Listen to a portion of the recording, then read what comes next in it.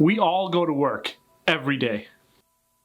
And no matter what challenges life throws at us, we just try and do our very best. Many of us work jobs that we don't love just to make sure that we're able to put food on the table. We deal with deadlines, stress, anxiety, and burnout. So in short, welcome to life. So why do we invest?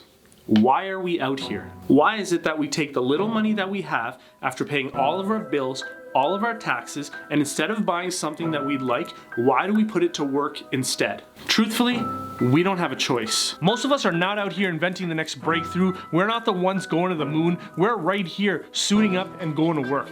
We are the people that no one talks about when we discuss the advancements of society, but we are also the people that make it all work. And hopefully one day, all of the struggles, all of the early mornings, late nights, working on weekends, missing birthdays, thousands of hours spent commuting, millions of emails sent and received, hopefully one day it's all worth something.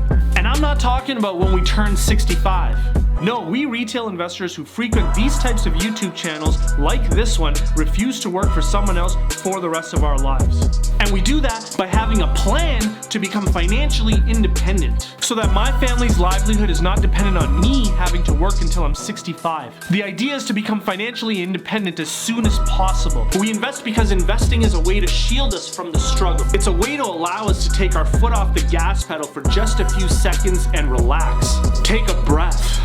If things aren't going right at work, at least you know that you have that huge nest egg just in case anything ever goes down. So why do we invest? We invest for our freedom. We invest so that we can live. We invest because it gives us hope. It allows us to push through the struggles because we believe that there are better days ahead. We invest so that our children don't face the same struggles that we ourselves had to go through. Welcome to More Money. Investing and finance is my life. Now let me be clear, it's not everything, it's the only thing. Investing is what took me out of poverty. I'm out here for anybody that wants to learn. Let's reach financial independence together. So you're watching More Money.